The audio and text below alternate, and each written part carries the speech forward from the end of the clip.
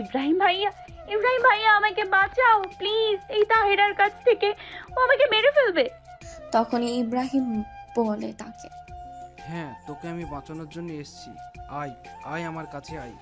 মিমি কিছু না ভেবে ইব্রাহিমের কাছে যায়।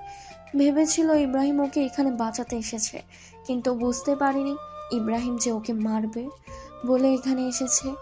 মিমি ইব্রাহিমের কাছে যেতেই ইব্রাহিম ওকে একটা থাপ্পড় মারে। এভাবে এক এক করে 4টা থাপ্পড় মারে। মিমি কেঁদেই বলে, তুমি আমাকে মারছো কেন ইব্রাহিম ভাইয়া?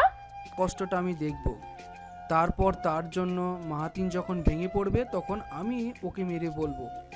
বলে হাসতে থাকে। কিছুক্ষণ পর মিমির চুলের মুঠি ধরে টানতে টানতে ওই নির্জন বাড়িতে নিয়ে যায়, যেখানে কেউ থাকে না। অনেক আগে এই বাড়ি ছেড়ে বাড়ির লোকেরা চলে গিয়েছে। এই গ্রামে কেউ থাকে না বললেই চলে। অনেক আগে এই গ্রামে একটা মহামারী ছড়িয়ে পড়ে। গ্রামের বেশিরভাগ লোক এই মহামারীতেই মারা যায়।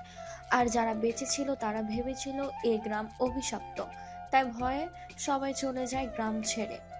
মাহাতিম বাড়ি চলে এসেছে অনেকক্ষণ।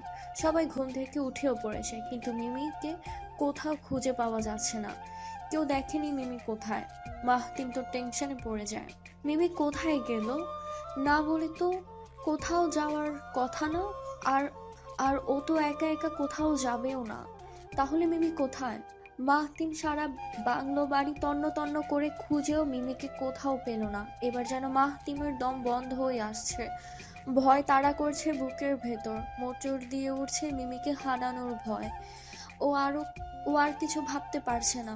ও দাঁড়ানো থেকে ফ্লোরে বসে, সবাই বসে আছে মাহতিমের কাছে। মিমির মা কান্না শুরু করে দিয়েছে এতক্ষণে। মেয়ে তাকে না বলে একা একা কোথাও যায় না, তাহলে এখন কোথায় গেল না বলে? তিনি কান্না করেই যাচ্ছেন। মাহতিমের পায়ের নিচ থেকে যেন মাটি সরে যাচ্ছে। মিমির উপর অনেকবার হামলা হয়েছে, কিন্তু বডিগার্ড আর মাহতিমদের জন্য বেশি কিছু করতে পারেনি। কিন্তু আজ মাহতিম না থাকায় শত্রুরা এই সুযোগটাই কাজে লাগালো। ও আর কিছু ভাবতে পারছে না। ভয় হাত পা ঠান্ডা হয়ে যাচ্ছে, গলা শুকিয়ে আসছে।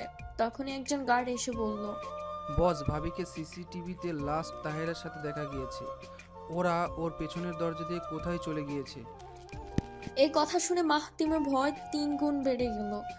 সকালে কেউ একজন ফোন করে বলেছিল তোমার শত্রুর তোমার বাড়িতেই আছে, কিন্তু কে সেটা জানতে চাইলে 1 কোটি টাকা নিয়ে আমার সাথে ইমিডিয়েটলি দেখা করো, লোকেশন আমি মেসেজ করে জানিয়ে দেব। তাই মাহতিম সকাল সকাল বেরিয়ে গিয়েছিল, কিন্তু সেখানে গিয়ে আর ওই মহিলাকে খুঁজে পায়নি। নাম্বারও বন্ধ ছিল। তাই বাড়ি চলে আসে, আর এসে এই কাহিনী দেখতে পায়। এখন মাহতিম বুঝতে পেরেছে ওর শত্রু কে। তাই আর এক মুহূর্ত দেরি না করে মাহতিম গাড়ি নিয়ে বেরিয়ে যায়। বডিগার্ডও গাড়ি নিয়ে পিছন পিছন যায়। মাহতিম মিমিকে অনেক খোঁজাখুঁজি করেও কোথাও খুঁজে পাচ্ছিল না। মাহতিম অনেকটা ভেঙে পড়ে। এক জায়গায় গাড়ি দাঁড় করিয়ে মাথায় হাত দিয়ে ভাবতে থাকে মিমিকে এখন ও কোথায় খুঁজবে, কিন্তু কিছু ভেবে পাচ্ছিল না। ওর মাথায় কিছুই আসছিল না। ও মিমির চিন্তায় প্রায় পাগল হয়ে যাচ্ছিল। তখন হঠাৎ ওর মনে পড়ে মিমির সেই লকেটের কথা, যেটা মাহতিম মিমিকে কাল রাতে পরিয়ে দিয়েছিল, কারণ ওটাতে ট্র্যাকার লাগানো ছিল, যেটা লোকেশন মাহতিমের মোবাইলের সাথে কানেক্ট করা ছিল। তাই মাহতিমের মিমির লোকেশন বের করতে আর এক মুহূর্ত দেরি হয়নি। মাহতিম সাথে সাথে চলে যায় সেই লোকেশনে। ইব্রাহিমের লোকেরা মিমিকে অনেক টর্চার করে। ইব্রাহিম আর তাহিরা হাসতে থাকে। এক সময় মিমি ওদের টর্চার সহ্য করতে না পেরে জ্ঞান হারায়। তখন ইব্রাহিম বলে ওর লোকেদের, ওর জ্ঞান ফেরা। বলে তখনই একটা লোক এসে এক বালতি পানি মারে মিমির মুখে। মিমির জ্ঞান ফিরে আসে। মিমি আস্তে আস্তে চোখ খুলে তাকায়, দেখতে পায় ইব্রাহিম ও তাহিরাকে ওরা একদিকে ভয়ঙ্কর চোখে তাকিয়ে আছে। তখনই ওর মনে পড়ে যায় কিছুক্ষণ আগের ঘটনা। মনে পড়তে মিমি ভয় কান্না করে দেয়, আর ইব্রাহিমকে আকুতি মিনতি করে বলে ওকে আর না মারতে, ও আর এত টর্চার সহ্য করতে পারছে না। মিমির কথা শুনে ইব্রাহিম আর তাহেরা হাসে। ইব্রাহিম বলে, তোর কষ্ট থেকে আমার অনেক আনন্দ হচ্ছে, আর আজ আমি তোকে এখানেই মারবো। আর তোর মৃত্যু দেখে মাহাতিন কষ্ট পাবে। আর তখন আমি মাহাতিংয়ের কষ্ট থেকে আরও দ্বিগুণ আনন্দ পাবো। বলে পাগলের মতো হাসতে থাকে। ইব্রাহিমের কথা শুনে ভয় মিমির বুক কেঁপে ওঠে। তখনই মিমি পালাতে চায়, কিন্তু ও অনেক দুর্বল থাকার কারণে উঠে দাঁড়াতেও পারছে না। তারপরও কোনো রকমে পালানোর চেষ্টাই করে, কিন্তু পালাতে পারে না। তার আগে ইব্রাহিমের লোকেরা ওকে ধরে নেয়। তখন ইব্রাহিম মিমির সামনে এসে বলে, কিরে, আবার পালাবে নাকি? বলে আবার ওকে একটা থাপ্পড় মারে। টাল সামলাতে না পেরে মিমি নিচে পড়ে যায়। ইব্রাহিমের লোকেরা ওকে আবার টেনে তুলে দাঁড় করায়। ইব্রাহিম রাগে মিমিকে মেরেই ফেলতে চায়। একটা ছুরি নিয়ে এগিয়ে যায় মিমির দিকে। মিমি ভয় পিছিয়ে যায়। তখন ইব্রাহিমের লোকেরা এসে মিমির হাত চেপে ধরে। মিমি ওদেরকে ছাড়াতে পারে না। ইব্রাহিম যখনই মিমির পেটে ছুরি ঢুকাতে যাবে তখনই মাহতিম চলে আসে আর ইব্রাহিমকে বলে, মারিস না, ওকে ছেড়ে দে। মাহতিমের কথা ইব্রাহিম পিছে তাকায় আর বলে, বাহ, কি প্রেম! নায়িকাকে তুলে আনতেই নায়ক এসে হাজির। আজ নায়ক নায়িকা দুজনকেই শেষ করে দেব। প্রথমে নায়িকাকে মারবো এবং পরে নায়ককে মারবো, আর তখনই সব আদায় করব। বলেই হাসতে থাকে। ইব্রাহিমের কথা শুনে মাহতিমের রাগ চরম পর্যায়ে পৌঁছে যায়। মাহতিম জোরে চেঁচিয়ে বলে, তোকে তো আমি আজ এখানেই পুঁতে রেখে দিব। বলেও ইব্রাহিমের দিকে এগিয়ে যায় ইব্রাহিমকে মারার জন্য। নো নো মাহাতিম, ভুলেও আমার কাছে আসার চেষ্টা করিস না, না হলে আজ তোর মিমিকে এখানেই শেষ করে দেব। আমি জানি তুই একজন মাফিয়া, কিন্তু তোকে ভয় পাই না। আজ আমি তোকেই মারবো। ইব্রাহিমের কথা শুনে মাহতিম থেমে যায়। মাহতিম ভয় পায় মিমিকে নিয়ে, যদিও মিমিকে মেরে ফেলে। তখন ইব্রাহিমের গুন্ডারা এসে মাহতিমকে মারতে থাকে। মাহতিমের মাথায় হকি স্টিক দিয়ে বারবার আঘাত করে ইব্রাহিম। মাহতিম সবকিছু সহ্য করে শুধু মিমির জন্য। মাহতিমকে আঘাত করছে দেখে মিমি কান্না করে দেয় আর চেঁচিয়ে ওদের বলে মাহতিমকে না মারতে। তখনই তাহিরা ছুরি নিয়ে এগিয়ে যায় মিমির দিকে। কিছুক্ষণের মধ্যে মাহতিমের বডিগার্ডরাও এসে পৌঁছায়। সেখানে এসে দেখে ওরা মাহতিমকে মারছে। তখন জুবান চেঁচিয়ে বলে ওঠে, তোরা আমার বসকে মারিস না। ইব্রাহিম তখন জুবানের দিকে তাকায়। সে সুযোগে মাহতিম ইব্রাহিমকে একটা লাথি মারে। ইব্রাহিম টাল সামলাতে না পেরে ছিটকে গিয়ে পড়ে। তারপর মাহতিম ইব্রাহিমকে বলে, তোর এত বড় সাহস, তুই আমার মিমু পাখিকে মারতে চেয়েছিস, আমার কলিজায় আঘাত করেছিস। তোর তো সাহস কম না, কুত্তার বাচ্চা। বলে ইব্রাহিমকে মারতে থাকে। তারপর বডিগার্ডরা এসে ইব্রাহিমকে আর ওর লোকেদেরকে মারতে থাকে। অন্যদিকে তাহিরা মিমির পেটে ছুরি ঢুকিয়ে দেবে তার আগে মাহতিম তাহিরার পেটে পর পর 4 বার ছুরি ঢুকিয়ে দেয়। মিমি সেটা দেখে সেখানে জ্ঞান হারিয়ে পড়ে যেতে নেয়। মাহতিম সাথে সাথে মিমিকে ধরে নেয় আর বডিগার্ডদের বলে ইব্রাহিমকে মেরে ওর লাশ যেন কুমিরকে খেতে দেয়। তারপর মিমিকে নিয়ে রওনা দেয় হসপিটালে দিকে, আর বডিগার্ডরা বাকি কাজ সম্পন্ন করে। গাড়িতে বসে মাহতিম অনেকবার চেষ্টা করে মিমি জ্ঞান ফেরানোর, কিন্তু বারবার ও ব্যর্থ হয়। মিমিকে হসপিটালে নিয়ে আসা ও শরীরের সব আঘাতের জায়গায় ব্যান্ডেজ করে দেওয়া হয়, কিন্তু এখনো মিমি জ্ঞান ফেরেনি। প্রায় 2 ঘন্টা হয়ে গিয়েছে। ডাক্তাররা বলেছে আরো 1 ঘন্টা পর জ্ঞান ফিরতে পারে। অতিরিক্ত ভয় আর দুর্বলতার আর আঘাতের কারণে এমন হয়েছে। মাহতিমের মাথায়ও ব্যান্ডেজ করে দেওয়া হয়েছে। 1 ঘন্টা পর মিমি জ্ঞান ফেরে। সবাই মিমির সামনে বসে আছে। মিমির মা, দাদিমা, রিমি, সামিয়া সবাই কান্না করছিল মিমির জন্য।